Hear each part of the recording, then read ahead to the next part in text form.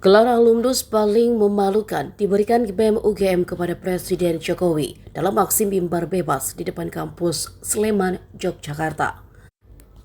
Julukan itu pun kini menimbulkan pro kontra, termasuk sosok Ketua BEM UGM Gilbran Muhammad Nur. Namun apa reaksi istana? Dilansir dari Kompas TV, Koordinator Staf Khusus Presiden Ari Dwi Payana mengungkap kritik maupun pujian dalam negara demokrasi adalah hal yang wajar. Ia juga menyinggung upaya menarik perhatian, membangun opini di tengah kontestasi politik dengan kepentingan politik elektoral juga sah-sah saja. Tapi, sebuah opini itu harus diuji dengan argumentasi, dengan fakta, dan juga dengan bukti. Sementara itu, calon wakil presiden nomor urut 2, Gibran Rakabuming Raka, yang dimintai tanggapannya terlihat santai seperti biasa. Dilansir dari wartakotalive.com, putra sulung Jokowi itu sambil lalu mengatakan biar warga sendiri yang menilai.